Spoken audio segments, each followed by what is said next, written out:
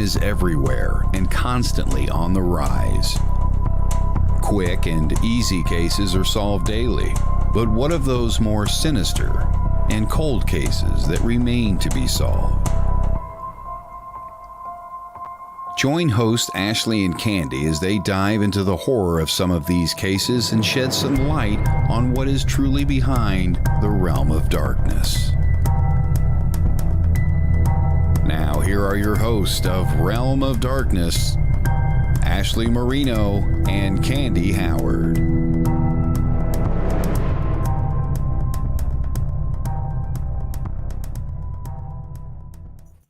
Hello, everyone, and welcome to Realm of Darkness. I, again, am your host, Ashley. We're going to be talking about a pretty interesting, but I feel like cut and paste. I'm probably going to be the jerk tonight, so I hope you guys are ready. But we are going to be talking about the Murdaugh case and all the different things that are kind of entangled in it, the different murders that are tied to the family, how they got away with some of this stuff, and all. So anybody who, as my husband likes to say, has been living under a rock, the Murdaugh family is from South Carolina. Their family started a law firm, so very well, very big in their community, and they've got a lot of people kind of in their back pocket. The Murdaugh family consists of Alex, which, let me just say, it drives me crazy that any article you read, like, his name is Alex, it's Alec, it's so many different things. It's just stupid. Like, stick with your name and just go forward with it. And Maggie, who is the wife. And then they have Paul, who is the younger son, and Buster, who is the older son. So it consists of those four. And Alex Murdaugh is the one who was working at the law firm. His brother also worked at the law firm that I believe it was their great-grandfather started. So yes. This family, yeah, it was his great-grandfather that started it many, many years ago. And he was a partner because I think there were three of them that actually started the law firm. And then the Murdaugh family, it just kind of like everyone kind of got involved with it some way, shape, or form. Because even Buster, I think, was going to law school to eventually be in the law firm. And I'm going to apologize. I just got a notification that my computer might shut off. So I was looking for a restart. So hopefully you guys don't lose me. But so with this family, Candy, let's just get right into it. So the case that everyone really knows is that Alex Murdaugh was accused of slaughtering his wife and his son, Paul, the younger one. And what started it, I guess, is Alex said that he had left the house and that while he was gone, that his wife and his son were shot. He came back, found them murdered by the dog kennels, that they had a lot of property and it was kind of off a little bit. I think like about a half mile from the house or so. Yeah. I found both of them murdered by the dog kennels. And that there was no other evidence. It's just that. Mm-hmm. So, they play the police call and he seems frantic, but not as what I would assume someone who just found their son and their wife murdered. And okay, spouses are devastating, but I feel like a child, you're just going to be inconsolable. Especially a son for a father. Right. You know, I mean, and especially with this family, because they have this whole power trip dynasty thing. You know, you need to follow in your father's footsteps. And right. What I found interesting listening to the 911 call is he almost sounds out of breath, right? Mm-hmm. So but he wasn't crying. That's the thing. He was very, it's almost like a calm panic. Yes. It wasn't screaming, yelling. It was like, oh my gosh, my wife, my kid are murdered or shot. And I think he said shot. I think he actually said they were shot. Yes, he did say they were shot. And what's interesting is there were two different guns used in this killing. So one was used on the wife. A different one was used on the son.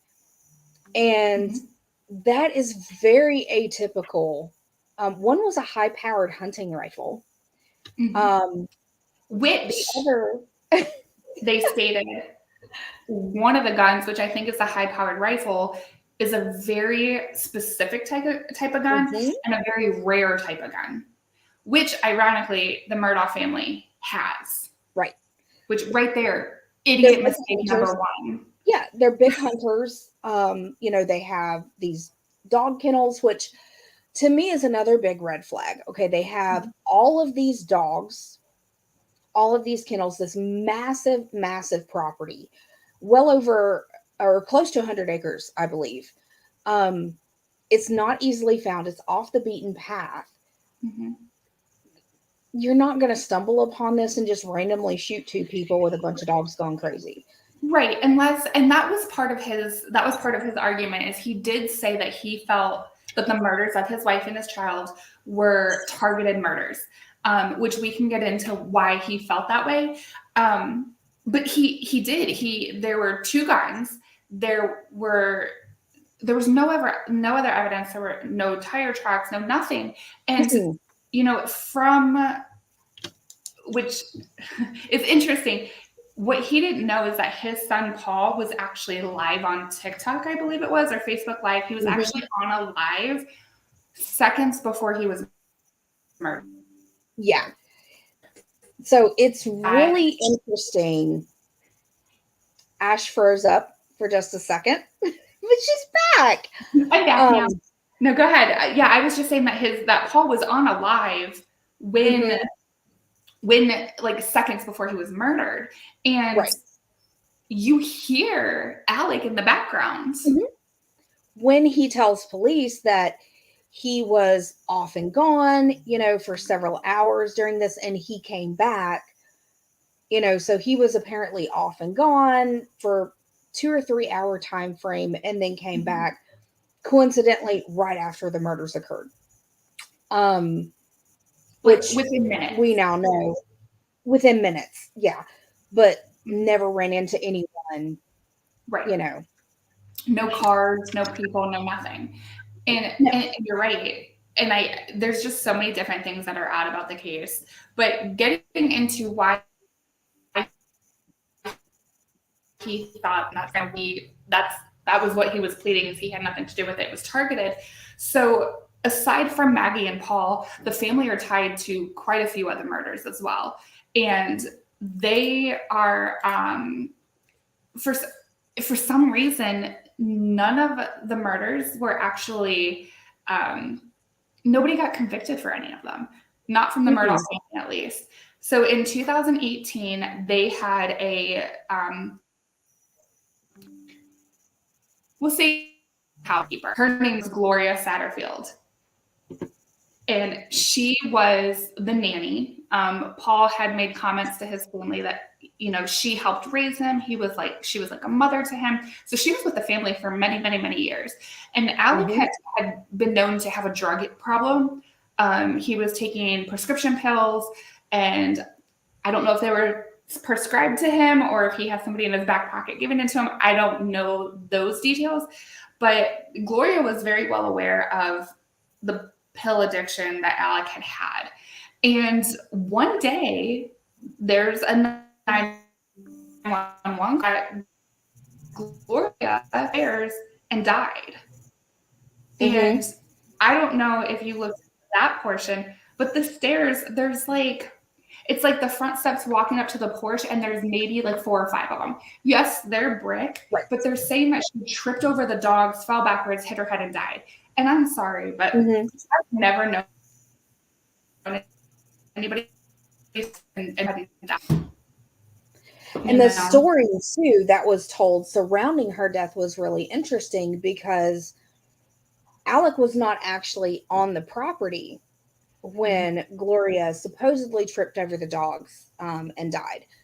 If you listen to the 911 call when Maggie called and they're asking her, hey, what happened? Did you see what happened? She's like, I don't know. She's just on the ground. She's like, I didn't see what happened. I don't know what happened. And they're asking her, did anybody see anything? Blah, blah, blah. No, I don't know. The gardener, I believe that was there, didn't see anything. He just, he saw her get out of the car as normal, that she's been doing this for like 20 years. She's got her drink in her hand. The dogs, apparently, according to him, were not even out. Exactly. That's exactly what I was going to say. Is they mentioned that the dogs, I think, were still in the kennels because they're rambunctious. Yeah, so they weren't even around when she fell. And a lot of people speculate that Maggie pushed her down the stairs because she had found that Alec was doing these pills again. And, you know, I don't know who he was tied up with, but I'm assuming that that's going to make the family look bad. You know, there was a lot of money issues in the family. They didn't have as much money as they either claimed or kind of put off like they did. So they were living this very rich lifestyle, but it was all fake. He had embezzled millions of dollars from the law firm that his great-grandfather started. I mean, from clients and from, you know, business aspects. It was just ridiculous. And the funny thing about this is that when Gloria died, she did die on their property. She died before the ambulance got there. And Alec sued himself. Yes. So she actually died in the hospital. She did live on a few days. I thought she died on scene. They thought she was going to pass on scene, but they got her to the hospital. They were able to stabilize her. She had a bleed in her brain, essentially. And they called in her family, and her brothers, Alec had a conversation with the brothers and was like, look, you know, I'm so sorry. This happened on my property. I want to make this right.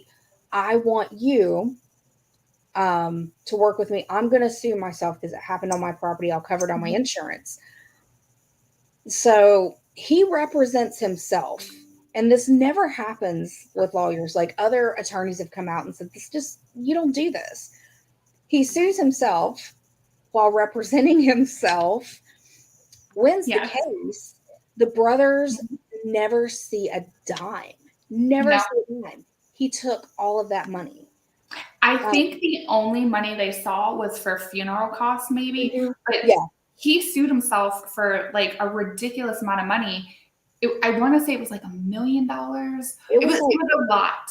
Yeah. So the initial count that came out, it was like around $1 million. But then there was more digging, and it was like 28 million. Like, was the final total. It was ridiculous. Yeah. So he not only.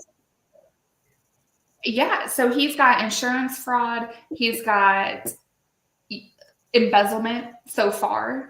The murder, I mean, they did claim it as an accident. So her death, it was ruled an accident. Nobody was ever taken to court or charged. But then, and that was in 2018. Then in 2019, Paul, the younger brother, and a bunch of his friends decided that they were going to go take a boat, go out. They were drinking. They were all underage. And on the way back, there was a situation where he had tried to take off in the boat really fast. One of the girls and her boyfriend both fell out of the boat. The boyfriend popped up out of the water. The girlfriend was never found, and her name was Mallory Beach. And I want to say it was a couple weeks later, a couple days later, that they ended up finding her body, and she was deceased. And in this case, it baffled me, because in this case, when all the kids were rushed to the hospital because, you know, some had sliced fingers, some had some bruising, everybody got injured in some way, shape, or form because they had hit a bank of rocks and flipped. So they really did. All of them were injured, and they were all, I want to say 16, 17. They were very young. And instantly when that happened, you know, Alex Murdaugh, the cops, and a couple other lawyers went to the hospital and instantly started telling the kids to shut up and hush, hush, hush. And they even tried to manipulate some of the children to believe that there was a different kid driving and it wasn't Paul that was driving. Thankfully, the kids, you know, band together, stuck together, kept their story straight, and that kid didn't get in trouble. But he could have been charged, you know, with involuntary manslaughter and underage drinking and all these different things. but and when I think Paul was going to trial for Mallory's death when he was murdered. And that is where Alec tried to convince his police officers and detectives that it was a targeted killing. He tried to blame Maggie and Paul's murder on Mallory's family, saying that her family was upset. They were filing a wrongful death lawsuit, which I agree. Yeah, they should have. I mean, Dad and her uncles and her family. Yeah, that her family has something to do with Maggie and Paul. And as a human being, how, I don't know. I mean, he's a dirty person anyway, but one of the things that really blew my mind, and so this story has so many like crooked twists and turns. I mean, the web that this thing weaves is crazy.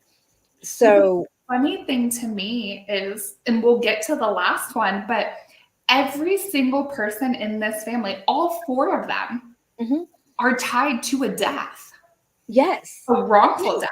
And we'll get to the one that Buster supposedly committed, but no, you're right. It is a huge web that's just like you lift up one stone and there's trails, that just lead to more and more. And with poor Mallory Beach's death, what was interesting about that, so when they were doing the investigation, I felt so bad for her family because they wanted to go down to the water where the wreckage was and look and see, and they were close to all of these kids. I mean, all these kids grew up together. They had been friends forever, and they wanted to go down and look for their own child, like just be close to any parent would. And they were told, no, you can't go down there. It's a crime scene, whatever. And so you know who told them that, right? Yeah. So the Murdaughs roll up. Yeah. And they're just allowed to go right on through, do whatever they want. Come to find out, so the Murdaughs are really good friends with South Carolina Fish and Game, who are the ones that actually towed the boat out of the water. And the Murdaughs were allowed Alec and his brother. Yeah, Alec and Buster were allowed to actually go onto the boat. Well, his brother too, and his brother also worked for the law firm. Him and his brother were allowed to go on the boat, look for things before the police had time to investigate it. Yeah, it's like, you look at this stuff, at what they were allowed to do, and it will blow your mind. When Paul was in the hospital, he was so drunk. Literally, the hospital staff waited an hour and a half to even check his blood alcohol. Yes. And even at that point, he was like 10 times the legal limit.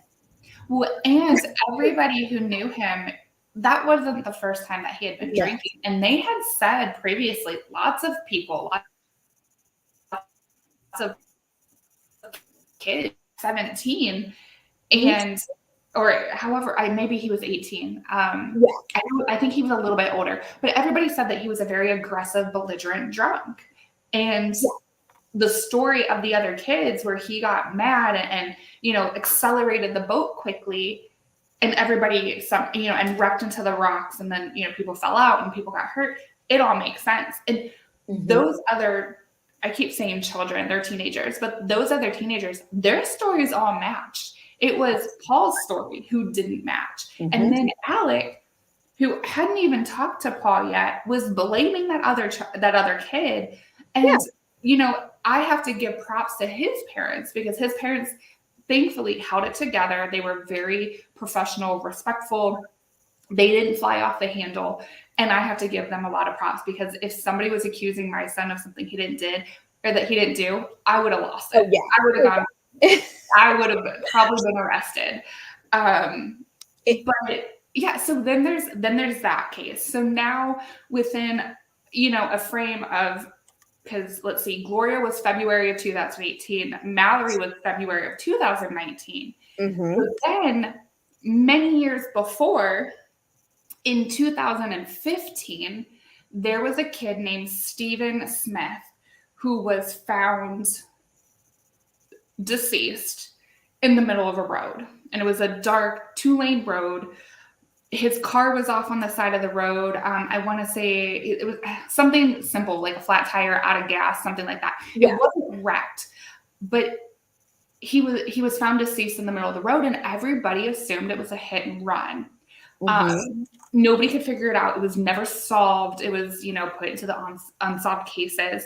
But the funny thing about that case is Stephen, also had ties to the family. There was a lot of people that once this investigation started happening, because a lot of these unsolved murders and deaths started resurfacing after Alec did his family dirty, we'll say. Yeah. Murdered his wife and his son. But so when Stephen's death came back up, people started coming forward with evidence saying that Stephen and Buster, the older son, had a romantic relationship. And, this is in the South. This is in South Carolina. It's still 2015. It's still technically in that community frowned upon. And Stephen was not part of the popular crowd. He was a little bit picked on, a little socially awkward, a little different. We all are, but he wasn't what you would consider a popular kid. So every time that Buster was tied to Stephen, he would get angry. And there was a witness that came forward and said that they saw or they heard that Buster and 3 of his friends were going to pick up Stephen because his car had broken down. And it was that night. And then after that, nobody heard from Buster or these guys. Nobody heard from Stephen. And then they just found Stephen dead.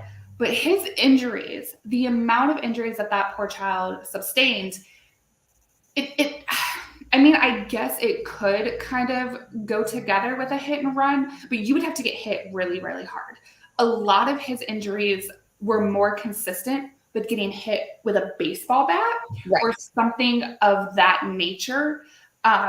Just the angle and the force and of all the different, because a hit and run, you have one person going this way. You're not going to necessarily have lacerations and injuries on multiple different areas of your body going in different directions. Unless you have like those injuries from like the knee area, like down where you would expect it. And he didn't have a broken pelvis either. Unless they hit you hard enough to flip you up over the car, you roll and land. But then even they said for him to have sustained those injuries, the car would have had to hit him at a high speed, stop, and back over him. So that's why they do feel that he was beaten to death. And then even the way that he was laying in the street, they did try to do like forensics and things like that and do ballistics, which I know that's guns, but I can't really think of the name of it. Well, they did because they tried to do like blood reenactment. Yeah, the reenactments, all that, and his shoes. So that was really interesting because his shoes one was off and one was very loosely on. And because of the placement of where the one shoe was off, they're like, there's no way that shoe came off if he were to be hit, even if it was barely on. So they felt like it was just kind of like tossed out or, placed there to try and make the scene look more like a hit and run. Well, and they said that the angle of his body as well didn't match because it was a 2-lane road. It's right in the middle of the road. Yeah, he's in the middle of the road, like sideways. So they said that it doesn't matter from which direction, it just doesn't line up. And they did, and I'm glad that they finally did really investigate it. But it just, all of the details and all of the evidence that they have now, or I guess they had it at that time, none of it lines up with a hit and run. So now you look at the family and you've got Maggie that more than likely has something to do with Gloria's death. You've got Paul, who has something to do with Mallory's death. You've got Buster, who has something to do with Stephen's death. Now there's the dad, who's got money laundering. And, he's got friends in the law enforcement. He's putting on all these events, and then he's got insurance fraud. And all these things are piling up. And it baffles me to this day that it takes the murder of Maggie and Paul for all of this to come to light. Why did Gloria and Mallory and Stephen not get the same media attention that Maggie and Paul got? Is it because they're not of the same social status? Is it because they don't have the same ties to the judicial system and the police station and the lawyers? And, you know, and a lot of things that people kept saying is that the Murdaughs ran the town. So I do believe that, you know, once they got away with Gloria, okay, Mallory was an accident. I don't think he purposely killed her. No. But accidents happen. Vehicular homicide. Like, he didn't care. Happens. Yeah. You know, there are things that happen. And he was going to trial, but him getting convicted did not look solidified. No, I mean, they let him go home on bail, like a drop. It was like a $20,000 bond. I mean, to this family, that was a drop in the bucket. I mean, that was. Well, so they think. Well, so to the rest of the families, so Alex Murdaugh and Maggie had a spending problem. And there were, it looked like Maggie was actually in the process of divorcing him. Yes. Well, and here's the thing, you do say that they had a spending problem, but it was Alec that had the spending problem. Right. Because what I believe, and I read this somewhere when I was doing my research, and I could be wrong. If anybody listening knows, correct me. But I believe that he had them on an allowance because Maggie was not working. She was more of a stay-at-home housewife, taking care of the kids, I mean, you've got all these acres of land and dogs. And so she was more of a homemaker. Yes. So from what I read is that Alec did keep them on a tight budget. He gave them allowances, but he himself was not a frugal man. He would spend money. He would donate, which, okay, you can't argue with that. But he would he would hold events for the police station. He would do all these things. But looking at it now, I wonder how much of this was just because at the end of the day, he truly believed that he was a master manipulator. Yeah. And he thought that he could get away with, he got away with Gloria. They got away with Mallory. They got away with Stephen. He truly believed he could kill his wife. And I think he was going to go for the life insurance policies. He was probably going to do some type of wrongful death because he was claiming that it was a targeted murder. Right. Then there's allegations out there that he had ties to the cartel and ties to the mafia and all these places because of his drug use. But, with all of that, and I said this backstage before we went live, he's an idiot. Yeah. He is a straight out awful criminal. You hide nothing that he is being convicted for. Did he hide well? No. Let's start with Maggie and Paul. You decide to shoot your wife and your son, which first of all, you're going to burn in hell for that. On a spit, slowly turning. But then you use a rare, hard to find, expensive rifle that your family owns. You're not, again, I have to say this on every show, not condoning shooting your family. No. But get a gun that Joe Smo down the road could have. Buy a gun that you're going to get out of a trunk in Walmart. Don't use a very rare, expensive, high-powered. You didn't think this through. And then, how about you make sure your kids aren't on TikTok live, and then make sure your cell phones aren't pinging, and you can't, the amount of time between they were shot. He says there were 2 people that shot his family. You have to make it look better than like boom, boom. Well, and He then clearly does not watch the ID channel. I will throw it out there. exactly. Well, and then with all of his embezzlement, so he set up his own personal account under the same name, as you know, the big accounts that handle insurances. So that's the one kind of smart thing that he did. But here's the thing that kills me. Nobody looked at that and went, okay, is this legit? And you're talking millions of dollars and nobody thought to look at it. Okay, Right. I go to Walmart and give them a $50 bill and they're going to like, okay, Oh, yeah. right? Hell, they're doing it with 20s now. Yes. And then, but you know, you're talking millions of dollars being wired. Oh, no, that's fine. Yeah. That's fine. Yeah. So it's like the epitome of the good old boys club. It's who you know, and it does. You know, who you're shaking hands with. And it just goes to show that I know we got to take a quick break, but I'll end with this. It just goes to show that money, power, and privilege will only take you so far. Well, here, I have a question for you. Okay. Okay, but I will ask after the break. So we will be right back, guys.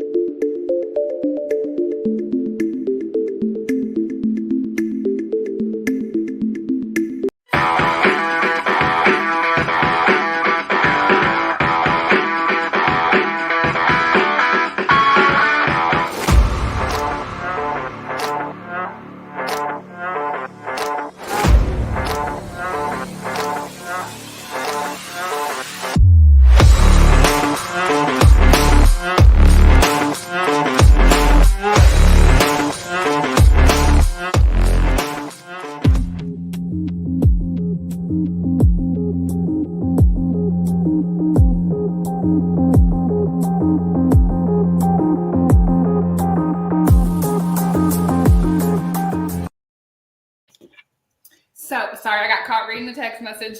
Anyway, it was just from the group. We're doing a very interesting investigation this weekend at a place in Akron, Ohio called A Lesson of Soul. And it is a German ballroom and a speakeasy from the 20s. And, you know, Candy and I are going, and we have Mike Hatcher going from Paraflex, and John Griffin and Katie Peak and Robin Ramsey.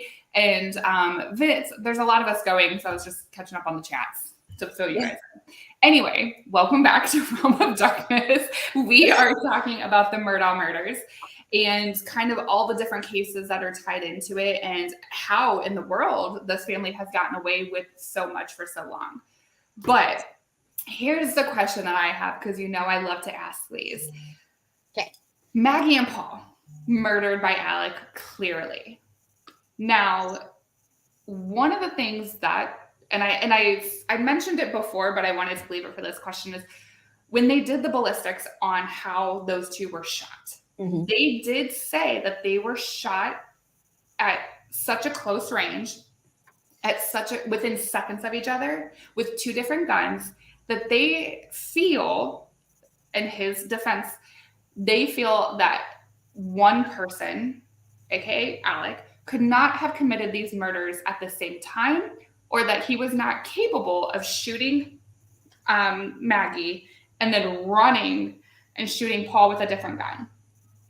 So my question is, I know how I feel, but do you think that Buster had a hand in killing his brother and his mom, knowing that Buster was aware of the family money issues? He was aware of the drug addiction. He was aware of the money laundering. He was aware of all of the issues. And technically, I feel he's killed before. Do you think that he had the balls, or sorry, Todd, that he had the gall to murder his brother? Yeah, me personally, I don't think that people have done it before, but I think to kill your own child in cold blood is harder than these killers think it is. And I think it takes more preparation, whatever, to do so.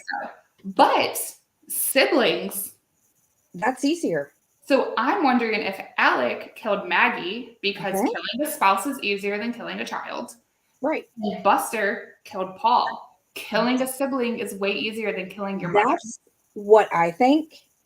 And two, the choices of guns used on each one. Because if you look back at who preferred to use what type of gun when they went out hunting, if you look at the pictures of them, it matches what they were always kind of toting around. So one of them, so they were both shot in the back of like the head, almost the base of the skull. One of them was shot once. One of them was shot multiple times. One of them was shot very clean. One of them was shot a little more messy. And I just don't think that the same killer did it unless there was panic or there was something that, because I feel as a hunter, Alec was a seasoned hunter. Right. I feel that he did the one that was clean, one shot, done it over. But Buster was not as seasoned of a hunter. He wasn't as good with guns. And I could see him shooting, missing, and be like, oh crap. And overcompensating, thinking that he screwed up and his brother's going to survive, and just boom, boom, boom, boom, boom, boom. Or even just being nervous, being nervous about, the whole thing, or, okay, I just watched, my mother die in front of me, and now, Here's the thing is, when you're raised, and I'm not trying to be mean to anybody, but when you're raised in a very privileged, can do no wrong type of situation, you don't care about consequences. No. You don't care what could possibly happen. You don't think about what's going to happen tomorrow, because like I said, and I've said it multiple times, Gloria got away with it. Mallory so far have gotten away with it. Steven so far was an unsolved murder, and they weren't even looking in Buster's direction. No. Before his mom and his brother were married or murdered. So they were never raised with consequences. So truly, they had no idea what that was. No, everything they did, Alec paid their way out of. Yeah. And he had so many ties throughout the community that if they got arrested, they just got taken home. Yeah. They called Grandpa. That was the thing. They call my grandfather. I want to call my grandfather. And it was just swept under the rug. That was one of the things that Paul kept asking for after the boating accident in the hospital. I need the phone. I need to call my grandfather. Well, because he was one of the best lawyers in the area. Yeah. And they knew that if he showed up, that was it. They may as well, just not even bother, because that was the end all be all. Yeah. Well, then here's the thing too, is every time they did something wrong, it was a slap on the wrist. I mean, look at everything that they had done as kids and got away with.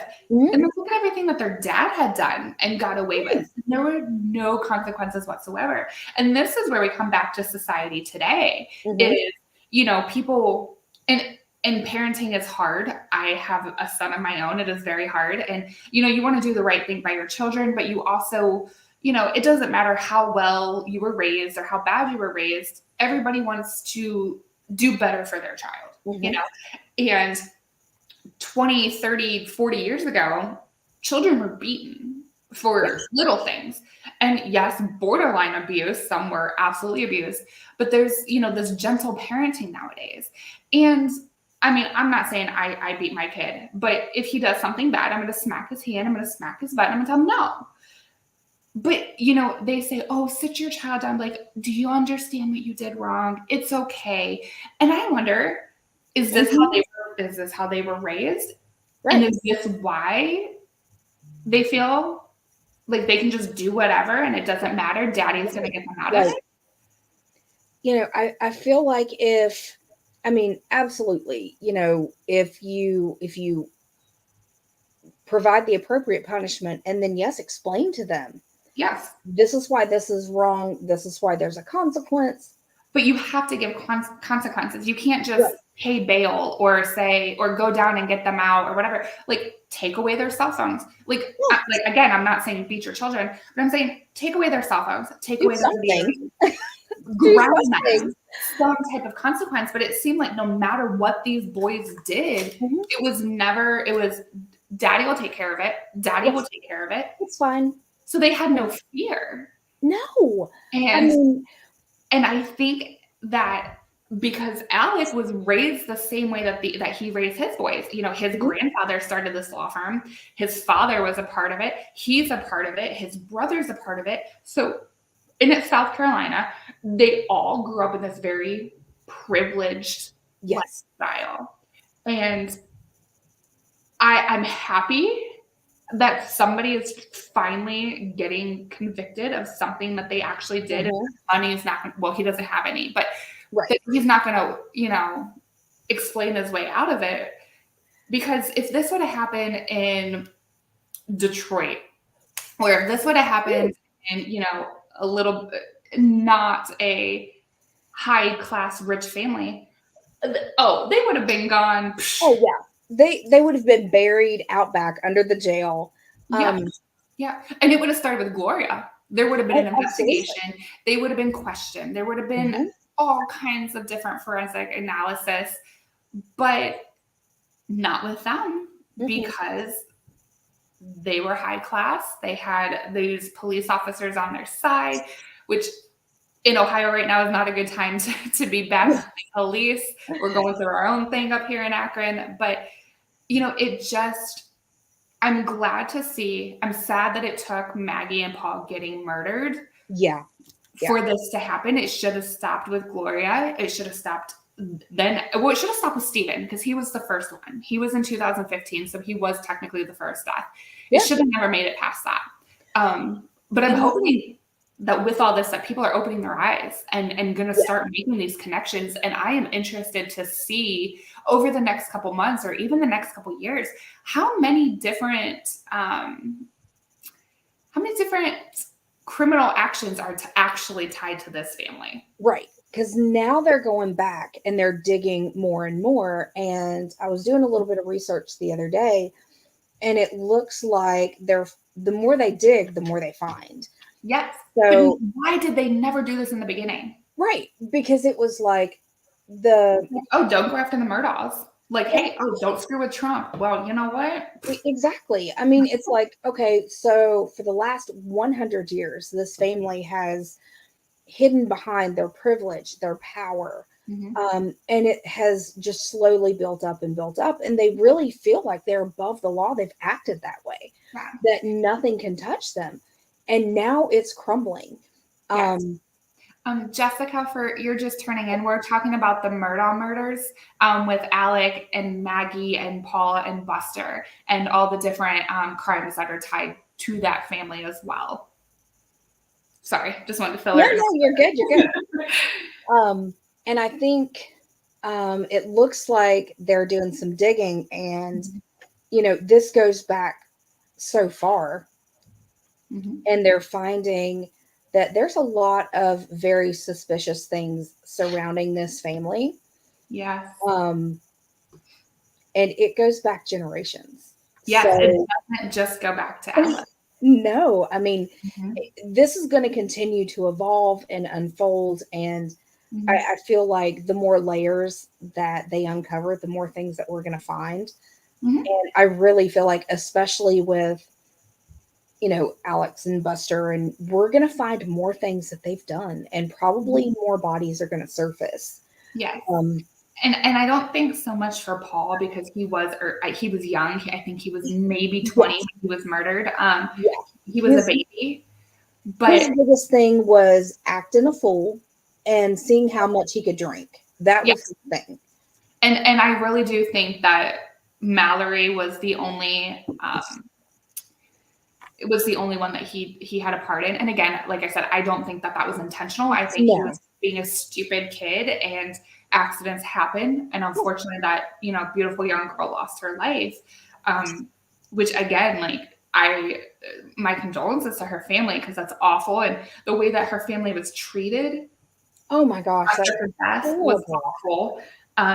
It's just sad because, you know, they technically, with Maggie and Paul, there's 5 deaths. And even the Murdaugh family, each death, the families have been treated awful. Yeah. Especially Mallory's family. And it's just sad to think that one family, just because they're considered founders of something, that they can have this much impact on someone's life, someone's likelihood, and even, I mean, closure. Like for Mallory, her family, I don't, because Paul died, they will never have that closure for her and her family, you know. And some people say, well, isn't death the ultimate price? Well, yes, but because that trial never got to happen, I want to say that Mallory's death is still going to be considered just an accident. There's not going to be anybody held accountable. No. And the fact that they never got to hear, because they knew Paul like his whole life, they never were able to hear sober Paul. Or even an apology. Yeah, an apology. Just a simple, I am so sorry. Yes, because normally when you go to trial, when you're convicted, you get to make a statement to the family. And sometimes the family gets to make a statement to you. Like a victim impact statement.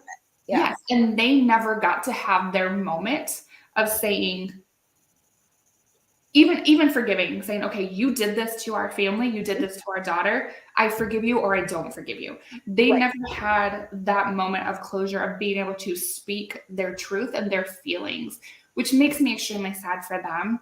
And then even on Paul's side, you know, there were a couple people that said that when that all happened, Paul was destroyed because she really was a friend, and her boyfriend was a best friend of his, and it really did affect him. So even at the end of the day, he himself never got to apologize properly. And people said he was nervous about trial and he was scared, but he wanted to reach out to the family, but his dad told him to pretty much shut his mouth and stay to himself, which any lawyer is going to do. I get it. Absolutely. But I don't know. I don't know. It's going to be interesting. And, you know, I'm not sure what jail or prison that Alex Murdaugh's going to go to with the convictions and things like that. But I think if it's not I don't know how to say it properly. Because you know, there's prison and then there's like privileged prison, like Paris Hilton goes to, and those people. I think if he goes to like a legit prison, he's not going to be around too long. No. Well, so I did see wherever, I didn't catch where it was that he's currently at right now, but I did see him at, there was a snippet of where they had brought him in to go before the judge. And he looks nothing like what he did when he was arrested. He looks like a little frail old man at this point. I mean, he looks. Sorry to the station if I get us in trouble, but I'm hoping that he's meeting Bubba in the shower and getting what he deserves. I hope he has the day that he deserves. I hope he has the something that he deserves. Yep. Because he's ruined so many people's lives. And how in the world, I don't care what my child could do to me, I would never be able to take the life of someone I love. I mean, to even have that thought, I can't fathom. No. To even have that inkling, that just doesn't. That's a different type of evil. Yeah, that's just not. That's a different type of realm of darkness. Yeah, that does not compute. No. Yeah, that's. I wonder, and I know that we're getting close on time. One of the things I didn't look into is if he had a psychological evaluation. I did not find one. Typically they do. I know typically they do one. Yeah, but I mean, he clearly is an intelligent man. Oh, certainly. which again, I preach all the time that many serial killers have an IQ that is off the charts. Mhm. But I don't know. I like to see and read about the evaluations, the psychological evaluations they do on killers. Just because it's something I know that I would never do, but their thought process of how to do it, why they're doing it, and to really think they can get away with it is interesting to me. I haven't found one on him yet, but it may just be something they haven't released yet. Yeah, because I do think I can't remember if it's Netflix or YouTube, but there's a couple documentaries. I think there's 2 on Yoo-hoo. How old am I? There's 2 on Hulu. I think there's one on Netflix, and I think there's a new one coming out on YouTube. And they all have a little bit of different information, and they're all at different times throughout the cases and the trials. So it's kind of interesting to see how it evolves or how it has evolved. But, you know, one of the things on an ending note that you brought up backstage was that he's been convicted of these things, but now they're coming at him with more charges. So I feel like this is going to be one of those trials or one of these cases that we just continuously hear about for a while, because like you said, they're going to keep digging things up. They're going to keep finding things. And depending on the severity of it, they're going to come back with more charges, especially if they don't get the full on sentencing that they want. Right. But with 2 murders, because Buster's not being tried or even looked at for any involvement, which I think is absolute BS. I think he had something to do with it, because even through all of it, he has been at his father's side, but from a distance. And if your father murdered your brother and your mother and you had nothing to do with it, how are you going to I can love from afar, but I'm not going to support your decisions. Yeah. He is an advocate for his father, but I don't know. It's something just doesn't add up for me. I think Buster has something to do with it. I really do. No, I agree. It's a little too, let me still carry your torch. Right. Yeah, I just don't. Something's. I mean, I keep saying on an ending note, but if you're one person and you shoot the person that is closest to you, that other person, you're gonna turn around. Yes. If you hear a noise, a gunshot, a bark, if you hear any type of noise, our first instinct is to be like, what was that? And turn around. Exactly. So you're not going to get shot in the back of or like the base of the skull. You're going to get shot in the side, the front, the face. Something. So it just, they had to both be done.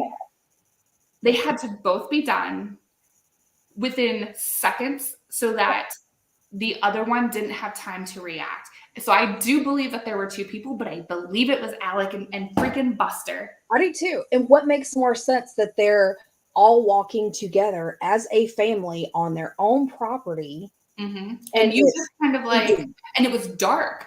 Yeah. So for them to have, and being out, we love you too, Courtney.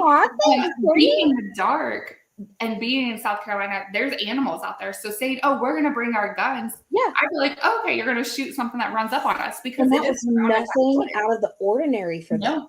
You could have coyotes, bears. Yeah. Hell, I don't know, panthers. Whatever. But so for someone to be like, we're going outside at night in the middle of the woods, practically. We're going to go check on the dogs. We're going to take our guns. Cool. And then you got a bullet in the back of your head. Exactly. It just, it doesn't add up. And like I said, I full-heartedly believe that Buster had something to do with it. And how easy would it be? They're walking just slightly ahead, right? Yeah. And you just fall back a little bit, pretend you're having your own conversation, and done. Yes. Because he did not even have time to react to the gunshot of his mother. Nope. And she was the first one shot. I mean, I don't know. So he's, Buster squeezes the trigger, like Dad squeezes, then Buster squeezes. Okay, well, he tenses, right? And so, he's much younger, right? He's a child, much less experienced. He's not shot someone with a gun before. Well, So- we beat someone with a baseball bat, Yes. but that's on a different note. Anyway, this conversation could go on forever. We are definitely at our time, but thank you guys for tuning in. This was definitely an interesting conversation, and we hope you guys have a great weekend. We will probably have some awesome investigating stories to tell you next week, but we will see you next Thursday. Good night, guys. Bye. The truth is here and now on WLTK-DB Talk Radio at WLTK-DB.com.